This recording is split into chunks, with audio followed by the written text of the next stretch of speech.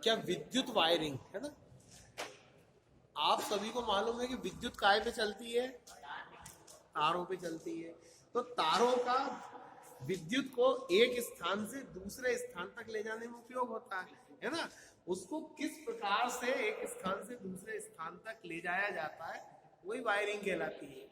वायरों का समायोजन, ठीक, विद्युत वायरिंग। तो इसमें सबसे पहले विद्युत वायरिंग करते समय कुछ भारत सरकार ने नियम बनाए हुए हैं। जैसे सड़क पे चलने का नियम है ना कि उल्टे हाथ की तरफ चलो, ऐसी बिजली की फिटिंग के भी कुछ नियम है। उन नियमों का वायरिंग करते समय पालन करना होता है, घर की, उद्योग की या कहीं की भी वायरिंग। तो पहले अपन उन नियमों का अध्ययन कर ले, फिर उसके बाद सड़क पे चले, है ना। क्या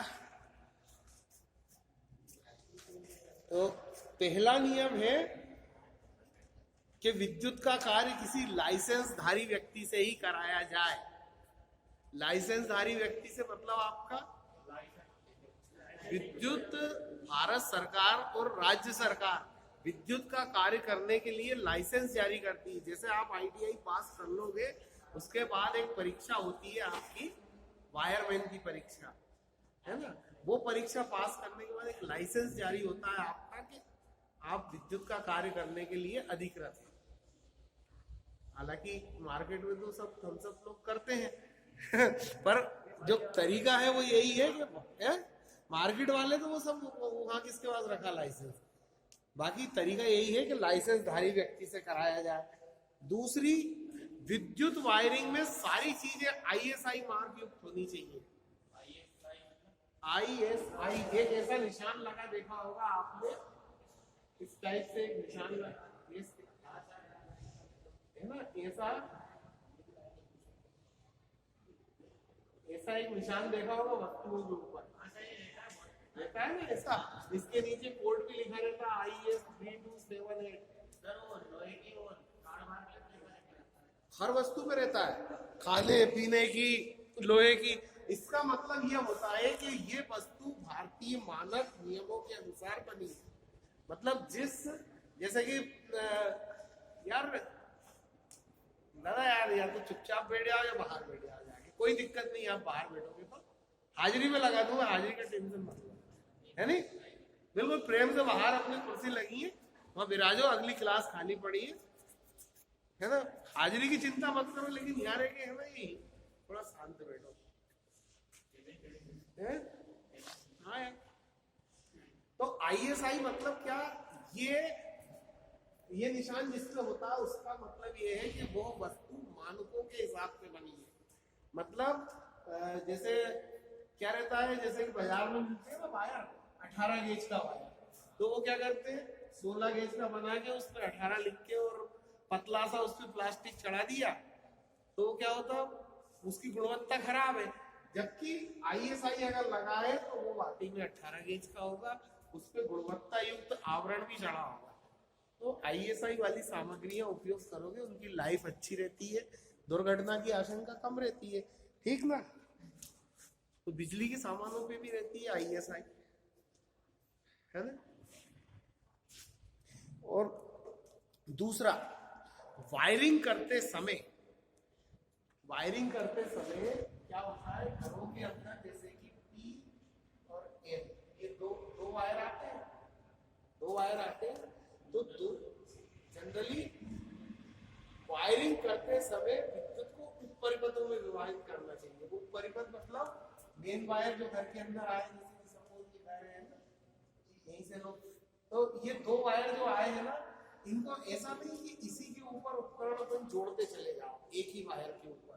उन वायरों को पहले है ना अपन उप परिपथों में विभाजित कर लेते हैं। मतलब लाइट का परिपथ अलग, और ये क्या कहते हैं इसका पावर वाला परिपथ अलग, सर्किट।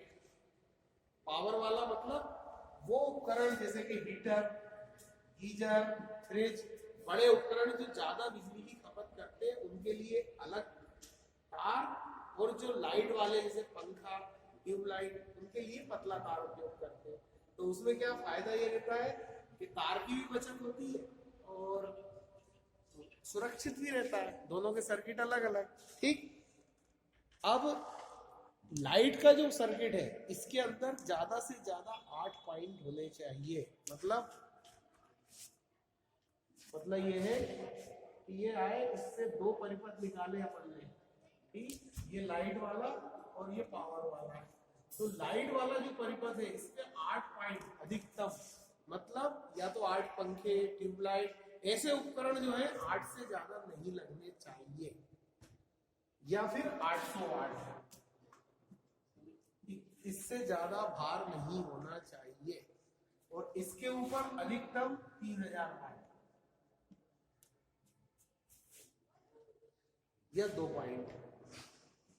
इसके बाद अगर इससे ज्यादा भार घर के अंदर है तो फिर उसके लिए अलग सब सर्किट बनाना चाहिए। क्या? तो ये कुछ विद्युत नियम है ना। जैसे कि स्विच बोर्ड की फर्श से ऊंचाई 1.3 मीटर होनी चाहिए। क्यों? फर्श से स्विच जो लगा होता है उसकी ऊंचाई 1.3 मीटर होना चाहिए। क्यों? है?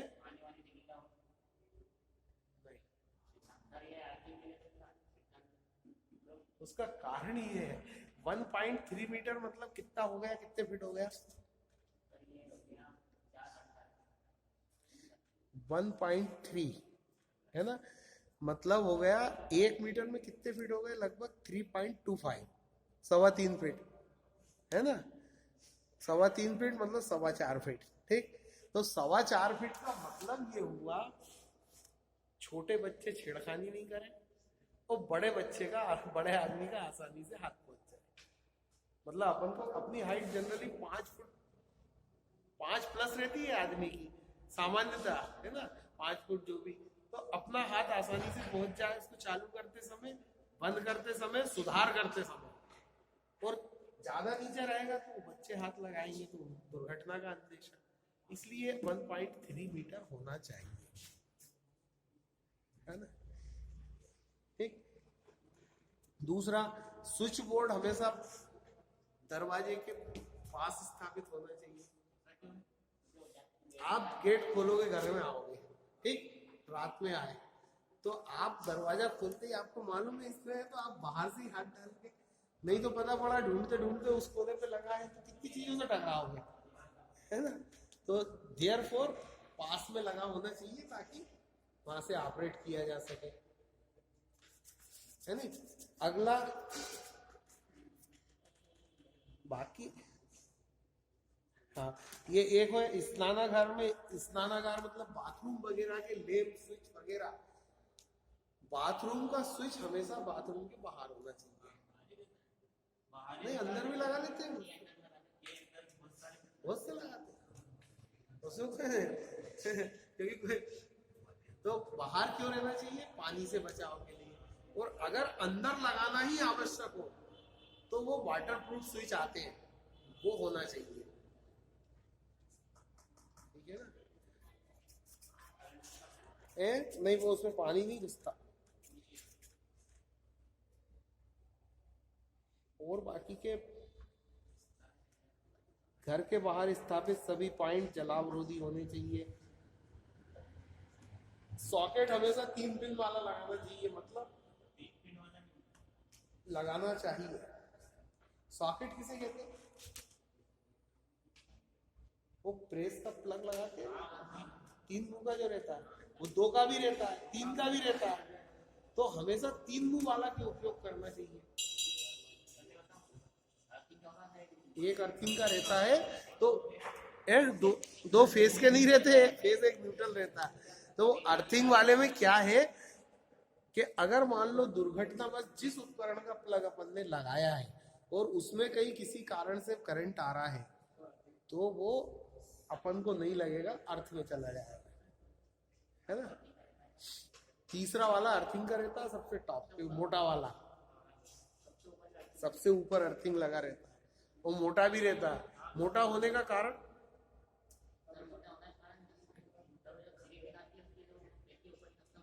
क्यों रहती है? वो पतली क्यों नहीं रख देते तीनों बराबर साइज की? अब वो कोई कारण तो होगा, मतलब कंपनी की बचत होगी ना, एक पिन और पतली कर देंगे तो उतना मटेरियल बचेगा उसका। तो अगर ऐसी हजारों पिन बनाएगी तो कुंटलों से मटेरियल बचेगा उसका। तो मोटी क्यों बनाते हैं?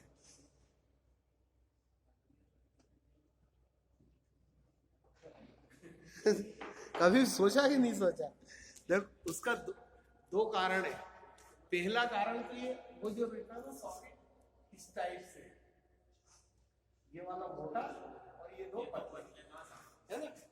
तो ये मोटा बनाने का एक कारण तो ये है कि ये इसी शेप का प्लग रहता है ताकि अर्थिंग में अर्थिंग लगे, दूसरे ना लगे, नहीं तो पता चला फेस की जगह अर्थिंग को ऐसा लग जाए। और एक कारण, उसका सबसे महत्वपूर्ण कारण है, मोटे तार का प्रतिरोध कम होता है। मैंने बताया था, मोटा होगा आसानी से बहेगा। तो अर्थिंग में जब मान लो दुर्घटना बस जब अंदर कोई फॉल्ट होता है ना, तो बहुत ज्यादा करंट बहता है, बहुत ज्यादा, उसकी कोई सीमा नहीं होती। खपत तो जैसे ये 40 वाट का बल्ब है तो 40 ही खपत कर रहा है, तो ये सीमित मात्रा है, 40 से ऊपर वाट नहीं ले रहा। लेकिन जब इसमें कोई फॉल्ट होता है ना, दो टायर आपस में टकराते हैं, तो बहुत ज्यादा करंट बहता है। उस स्थिति में उस करंट को सहने योग्य मोटा तार आसानी से उसको में पहुंचा देता, अर्थिंग करा, इसलिए उसको मोटा बनाए थे।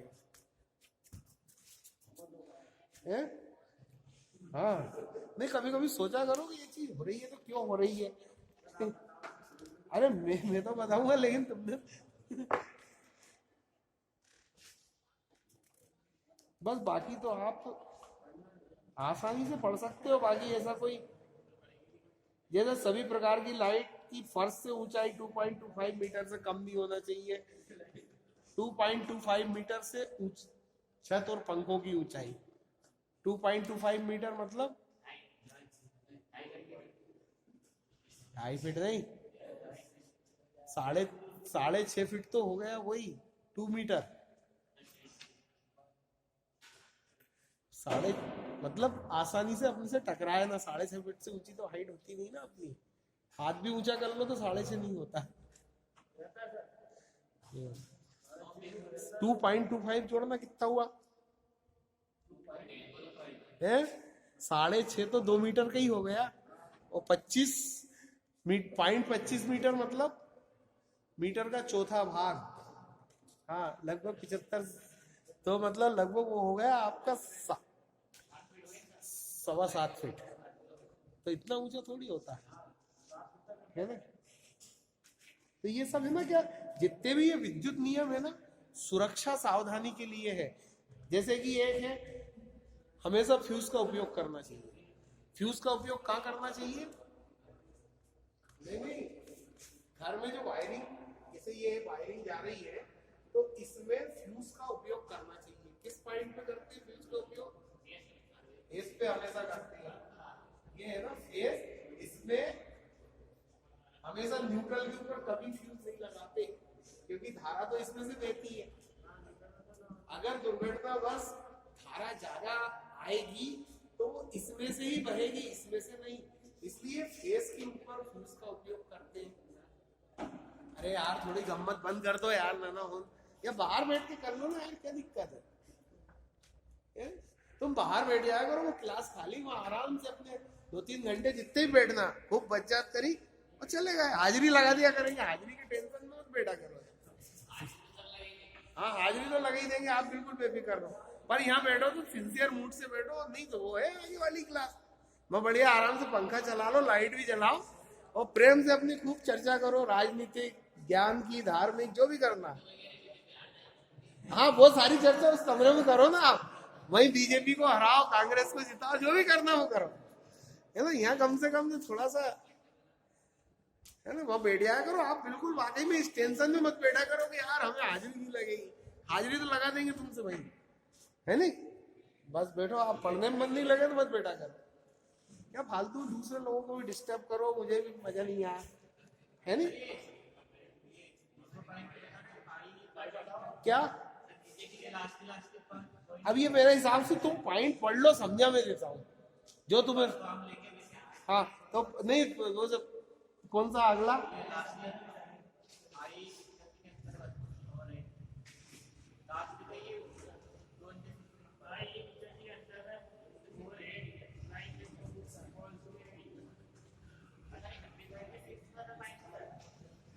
फ्यूज तो है ही नहीं यार इससे।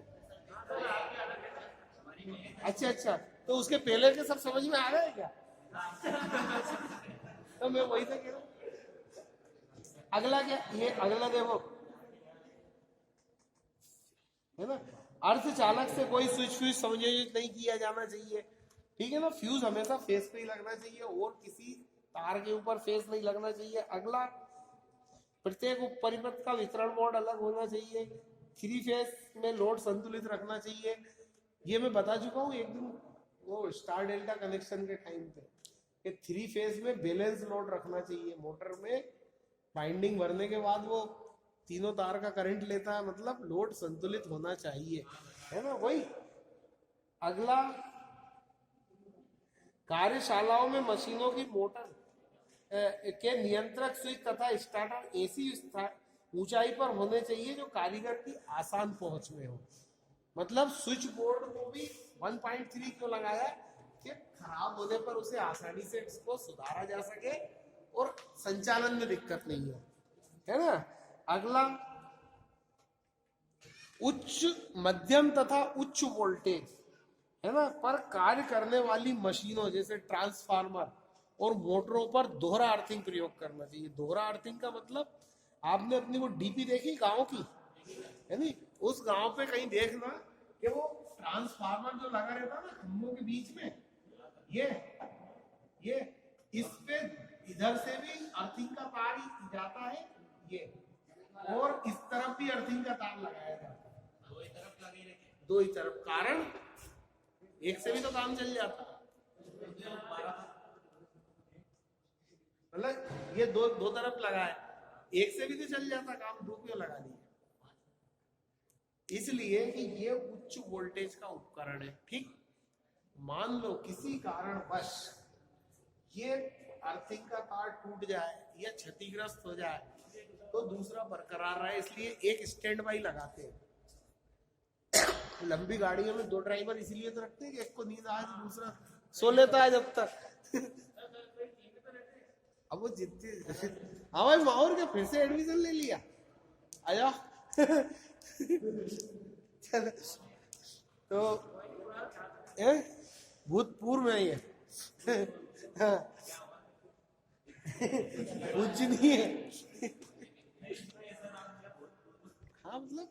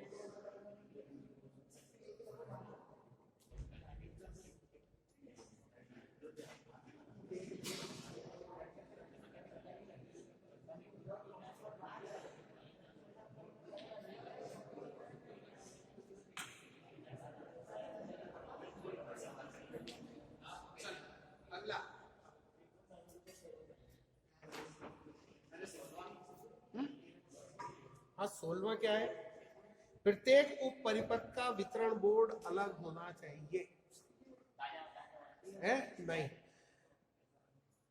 एक्चुअली क्या है, घर के अंदर दो तार आते हैं, खंबे से आते हैं ना, तो उन दो तारों पे पूरे घर की वायरिंग नहीं करना चाहिए, उसको अलग अलग ब्रांचेस में बांट लेना चाहिए। जैसे ये दो तार आए हैं, ये फेस का है, ये न्यूट्रल का, तो इन पे ही वायरिंग नहीं बल्कि इनकी ब्रांच कर लेना चाहिए इस तरह से, क्या ब्रांचिंग। और अलग अलग परिपथ बना लेना चाहिए, एक फेस एक न्यूट्रल का एक फेस एक न्यूट्रल का एक, इस फेस एक न्यूट्रल का एक, मतलब पावर का वो तो बचता रहेगा, पावर का अलग है ना।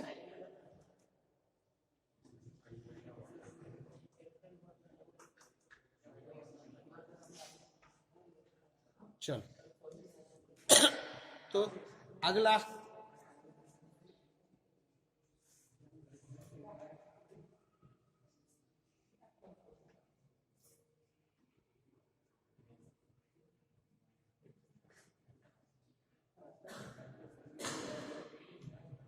तो 26 में जो आप कह रहे थे ना, IE 85 के अंतर्गत, IE का मतलब होता है इंडियन इलेक्ट्रिसिटी रूल 85 नंबर का भारतीय विद्युत अधिनियम।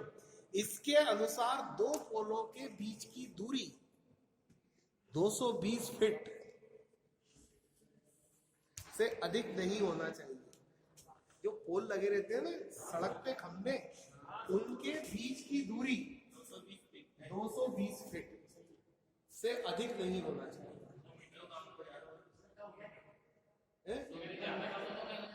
कम हो जाए तो, जब कम हो जाए में कोई नुकसान नहीं, सिर्फ एक नुकसान है, ज्यादा पोल लगेंगे, ज्यादा मटेरियल लगेगा। सुनो, और ज्यादा होने पे नुकसान बताऊं क्या है, कि तार लटकने से टूट सकते, सेज बढ़ जाता है। ज्यादा दूरी से तारों के बीच में टूट सकते, इसलिए 220 फीट रखना चाहिए। मतलब नियम भी तो यही है, 200 फीट से अधिक नहीं होना चाहिए, कम हो सकती है नियम, लेकिन अधिक नहीं होना चाहिए। कम लगाने पे कोई नुकसान नहीं है, आपके खंबे फंबे ज्यादा लगेंगे वो खर्चा बढ़ेगा, बाकी और कोई नुकसान नहीं। लेकिन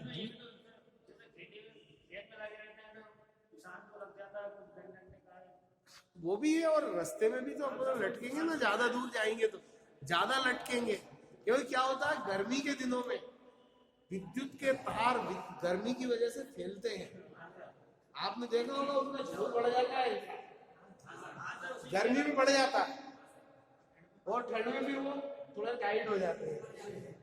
तो इसलिए ज्यादा दूर रहेंगे तो ज्यादा फैलेंगे, ज्यादा नीचे लटकेंगे, टूटने का अंदेशा होगा, दुर्घटना का अंदेशा होगा। इसलिए 220 फुट से ज्यादा नहीं होने चाहिए।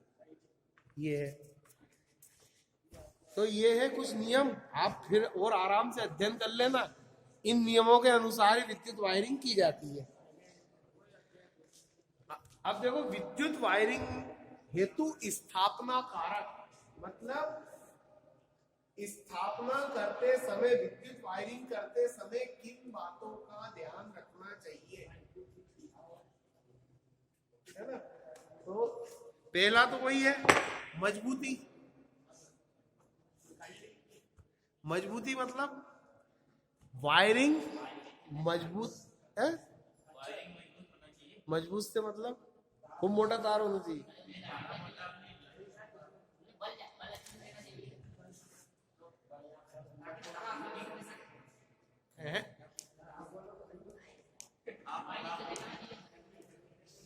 मजबूती का मतलब ये है कि अधिक, जैसे आप अगर पाइप वाली वायरिंग कर रहे हैं तो पाइप सुदृढ़ होना चाहिए, लुचपुचा बिना ISI का खराब पाइप नहीं होना चाहिए, ताकि वायरिंग अधिक समय तक टिकी रहे, एक चीज। दूसरा, तार मजबूत होने का मतलब ये कि तार पूर्ण गेज का होना चाहिए। जैसे बाजार में 18 गेज का खरीदने गए, उसने 15 गेज का पकड़ा दिया, ऐसे ही होता है, कहते हाँ 18 का है। गेज पूरा होना चाहिए, इंसुलेशन पूरा होना चाहिए, ताकि धारा को आसानी से सहन कर सके, है ना। और अगला दिखावट। दिखावट का मतलब ये देखने में सुंदर होनी चाहिए, ऐसे तार लटकने नहीं चाहिए। आजकल अंडरग्राउंड वायरिंग क्यों करते हैं, सुंदर लगती है ना। तीसरी है किफायती। किफायती का मतलब जेब के ऊपर ज्यादा वजन नहीं आना चाहिए, है ना, है? मतलब किफायती का मतलब अधिक खर्चीली भी नहीं होना चाहिए, अपने पैसे, हाँ, किफायती होना चाहिए। अगला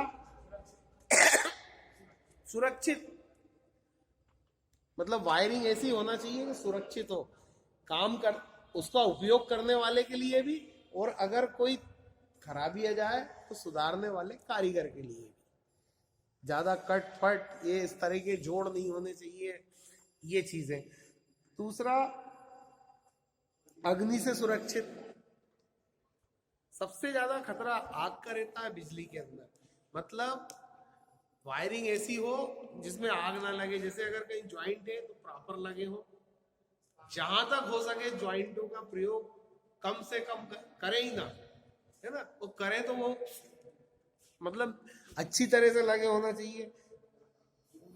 जीवन काल, दूसरा उसकी लाइफ लंबी होनी चाहिए, क्योंकि एक बार तो वायरिंग रोज तो बदलना नहीं है, एक बार लग गई तो अगर वो सही गेज का वायर, सही क्वालिटी का वायर और अच्छी क्वालिटी का मटेरियल लगा होगा तो निश्चित ही लंबे समय तक चलेगी, जल्दी खराब नहीं होगी। यांत्रिक रूप से सुरक्षित।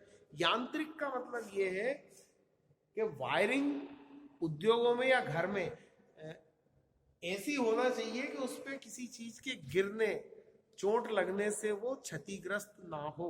इसीलिए पाइप के अंदर करते हैं कि ऊपर से मान लो कोई चीज गिर जाए तो तार बचे रहे, पाइप उसको झेल ले। ठीक, सुविधाजनक मतलब ऐसी सुविधाजनक कि आवश्यकता पड़ने पे उसमें परिवर्तन कर लो। ठीक है ना। तो ये तो सब जनरल चीजें अपन सब करते हैं। वायरिंग हेतु आवश्यक सामग्री, क्या क्या सामान वायरिंग में प्रयुक्त किया जाता है? तो भाई क्या क्या किया जाता है घर में, देखा होगा यार।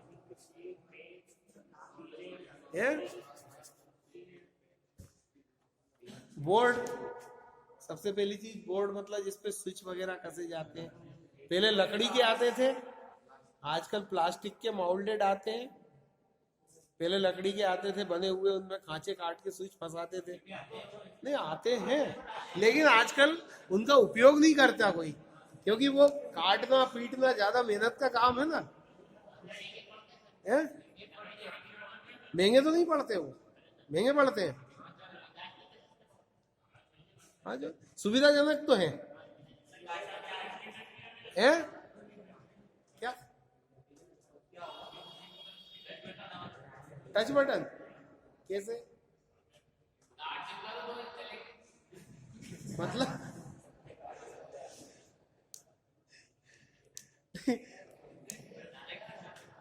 चलो, लोहे के बॉक्स, लोहे का बॉक्स का उपयोग होता है। लोहे का बॉक्स मेन स्विच वगैरह में उपयोग होता है ना। अभी भी एमसीबी आते हैं, आजकल फ्यूज नहीं लगाए जाते, एमसीबी लगाते हैं, तो वो भी लोहे के डब्बे में ही बंद करते हैं ताकि वहां स्पार्क या कोई दुर्घटना हो तो वो लोहे का बॉक्स जले नहीं, पिघले नहीं, वो बाहर उसका असर ना पड़े। और दूसरा, तार, तार तो चाहिए ही वायरिंग में, सभी जानते हैं बिना वायर की बिजली चलनी नहीं है। अगला मटेरियल है माइका की शीटें। माइका की शीटें मतलब ये बोर्ड लगे हुए हैं, है ना। है माइका मतलब वो शीटें जिसपे बोर्ड लगे हुए हैं आपके सामने। अरे यार,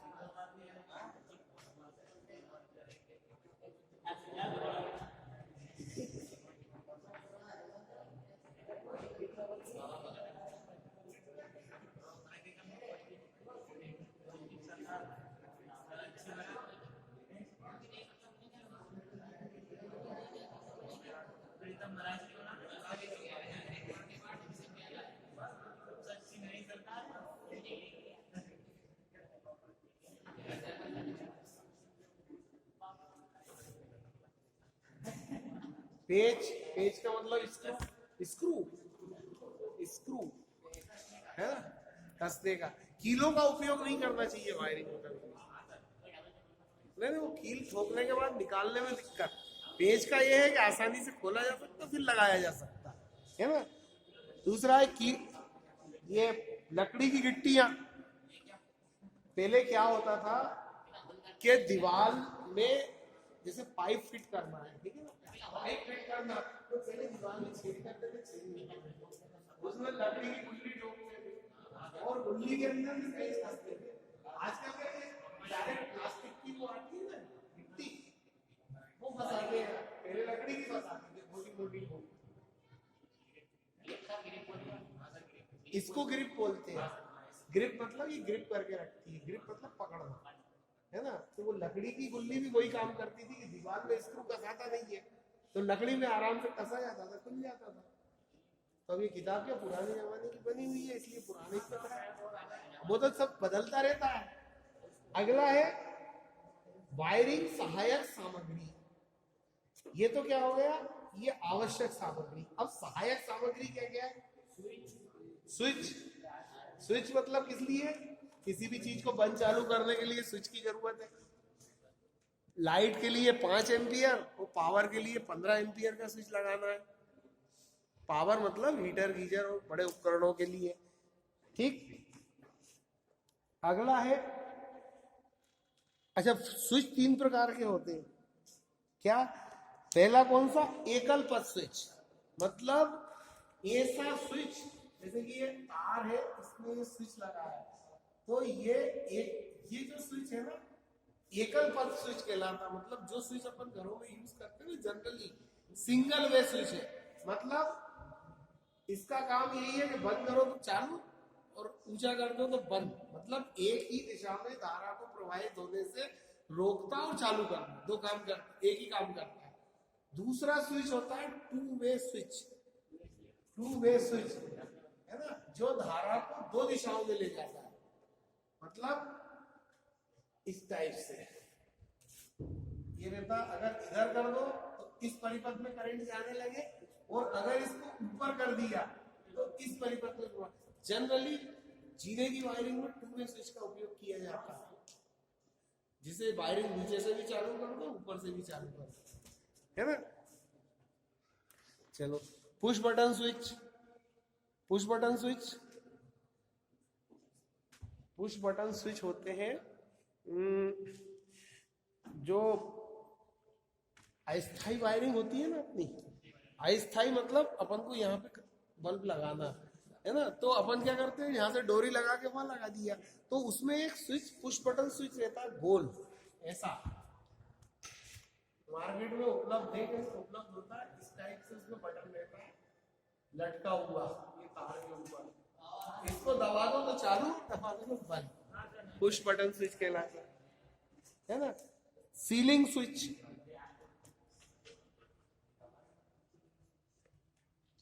आपने सीलिंग स्विच पंखा देखा होगा, दीवार में लगा हुआ, डोरी से खींचो तो चालू, डोरी से खींचो तो बंद, इस टाइप का आइटम। क्या हो जाता? नहीं, दूसरी रस्सी खोल लो, रस्सी टूट जाए दूसरी रस्सी खोल। अरे तो उससे अपन को लटकना थोड़ी है यार, चालू बंद तो करना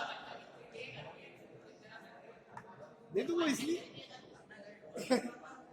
अच्छा अच्छा अच्छा, कौन कौन तोड़ दे?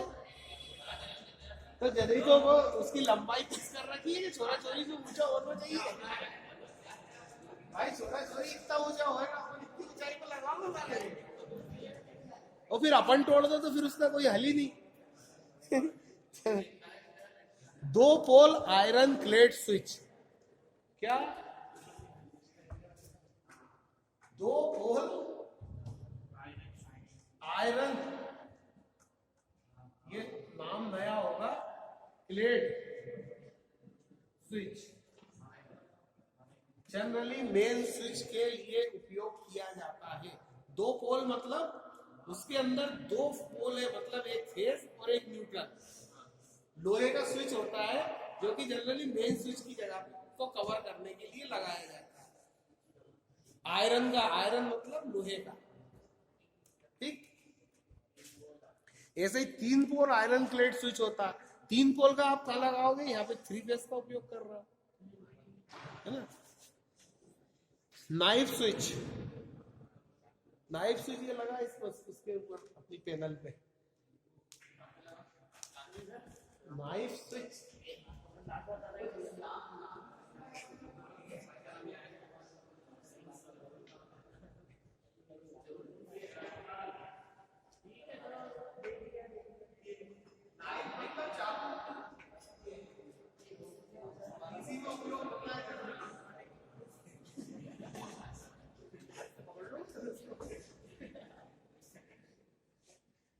Knife switch.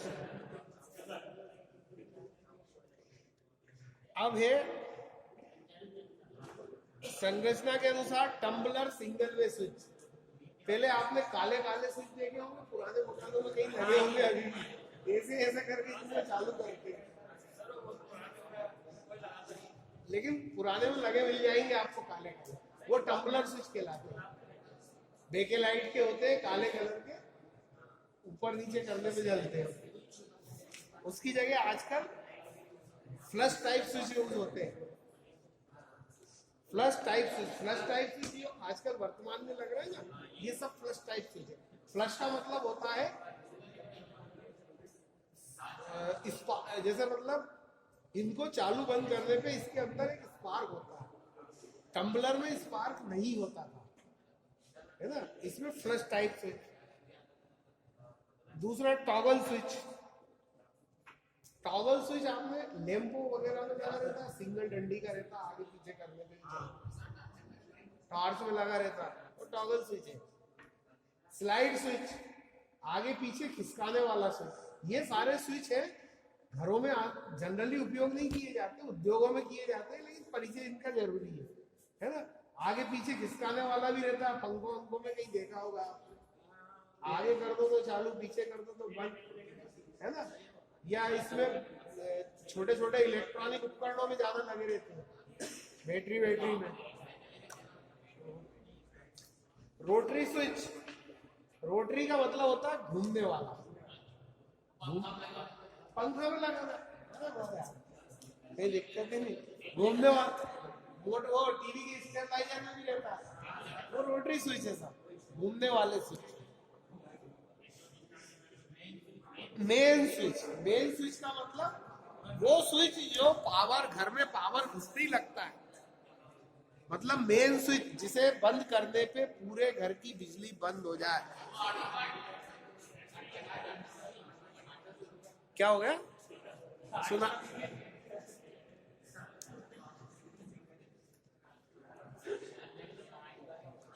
ठीक, चलो अब अपन आगे सॉकेट। सॉकेट मीन्स जिसमें पिन घुसता है, उसमें 2 चीज होती है, जो पिन जिसमें घुसे वो एडाप्टर, 2 पिन 3 पिन 5 पिन में, तो 5 पिन मल्टीपल होता है, उसमें 3 पिन लगा लो, 2 पिन भी लगा लो, है ना। 5 का ज्यादा जोर है। हाँ, आज का जमाना ही है। प्लग टॉप मतलब जो उसमें प्लग लगाते हैं वो प्लग टॉप कहलाते हैं, वो भी 3 पिन और 2 पिन के आते हैं। तो ये है। अब इन सब चीजों से परिचित हो, इनके बारे में ज्यादा क्या बताऊं। फिर है लैम्प। अरे यार, ये मत भिन भिन भिन भिन भिन भिन लगे रहो यार तुम यार।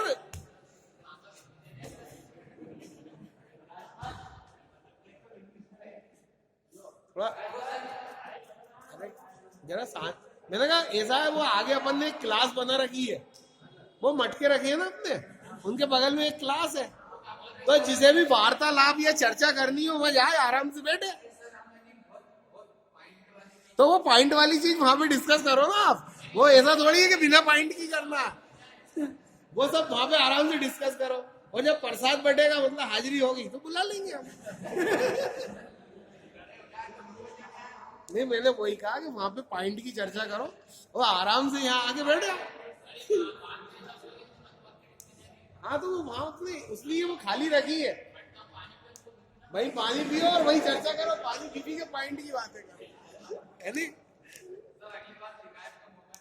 नहीं, शिकायत थोड़ी, मैं सुझाव दे रहा हूँ तुम्हें, मतलब एक उचित स्थान बता रहा हूँ कि वहां बैठ के आप वही पानी पियो, पानी पी के पॉइंट की चर्चा करो।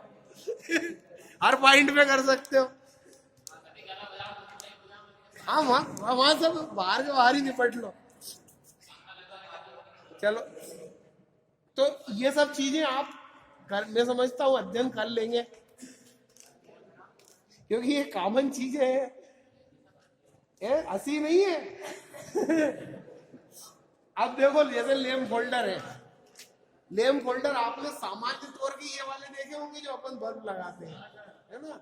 ये 200 वाट तक ही उपयोग में आते हैं।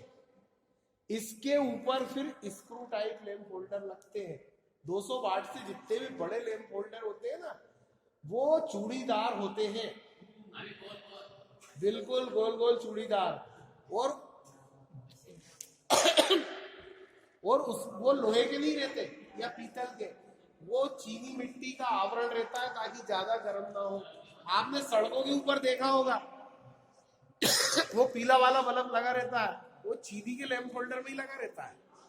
क्यों? क्योंकि उसका वो तापमान अधिक होता है, इसलिए चीनी में लगाते हैं उसको। तो ये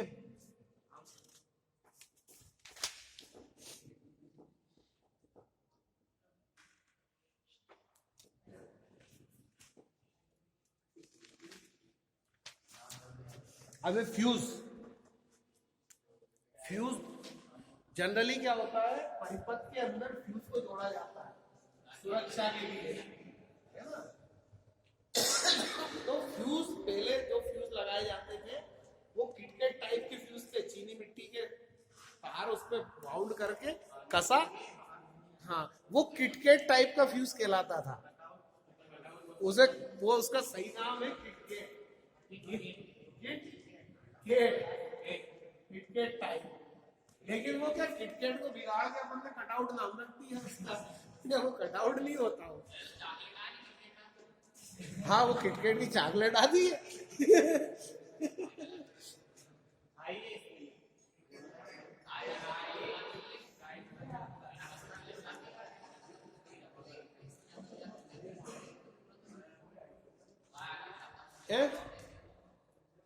ठीक, तो दूसरा कार्टिज टाइप का फ्यूज, उद्योगों के अंदर वो वाले फ्यूज उपयोग नहीं किए जाते, उसमें कार्टिज टाइप के, कार्टिज मतलब कारतूस जिसे बोलते हो ना, कार्टिज मतलब इस तरह के चीनी मिट्टी के एक खोल के अंदर आसपास ये धातु की टोपियां लगी रहती थी, ये इससे पैक रहता है ना, ये इस तरह से, इसके अंदर पतला तार रहता है और इसमें रेत भरी रहती है सफेद, हाँ, और इसको है ना 2 स्क्रू की सहायता से ही छेद रहते, ये इसको कसा जाता है। ये फ्यूज उच्च धारा, यहाँ पे ज्यादा करंट का उपयोग हो वहां पे उपयोग किया जाता है, इसे कहते हैं ग्रिड पे, इसको कहते हैं HRC फ्यूज, मतलब हाई रैप्चरिंग कैपेसिटी फ्यूज। मतलब इसका हाई रैप्चरिंग मतलब ये फ्यूज कुछ क्षण के लिए इसकी क्षमता से ज्यादा धारा भी सहन कर लेता है, और आसपास रेत भरी होने से ये गर्म भी नहीं होता, है ना? तो ये 2 तरह के फ्यूज होते हैं। अरे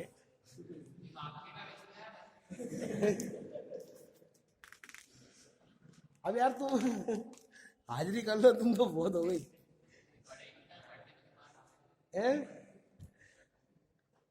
इतना तो अध्ययन करे ना, बाकी इसके बाद फिर ये चैप्टर बहुत बड़ा है, सबसे बड़ा चैप्टर यही है वायरिंग का, कम से कम 4-5 दिन चलना है। हाँ, नहीं मतलब वो लंबा है क्या, मतलब इस हफ्ते में खत्म होगा ये पूरे में, 3 दिन कहाँ बचे? नहीं तो अपन सोमवार भी आएगा ना, फिर इतवार के बाद ऐसा थोड़ी है,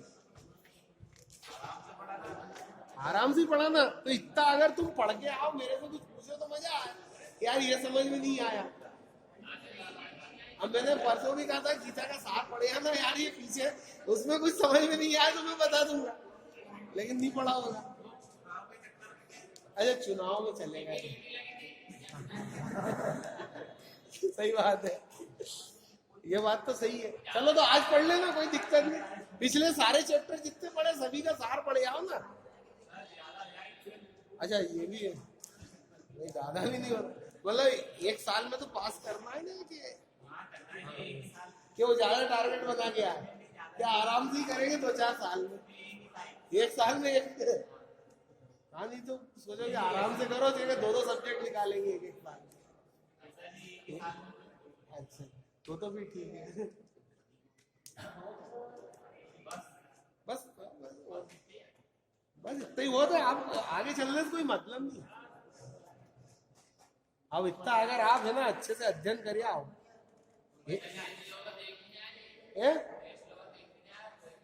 टेस्ट जनवरी में लेंगे, हाँ लेंगे जनवरी में, कोर्स खत्म होने के बाद।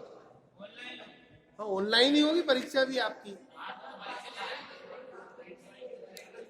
परीक्षा तो अगस्त सितंबर में होगी, पर टेस्ट तो अभी ले ले अपन।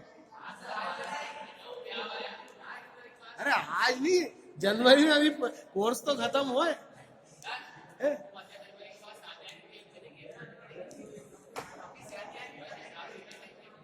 तो 15 के पहले ले लेंगे।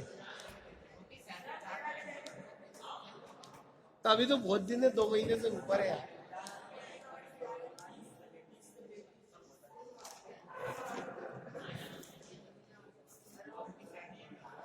चलो लाओ तो तुम्हारी अटेंडेंस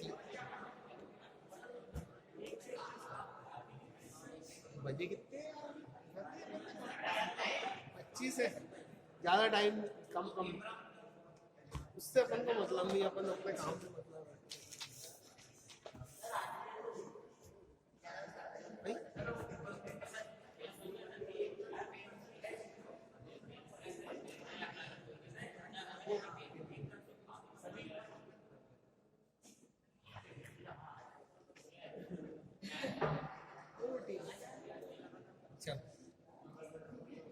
एक नहीं 2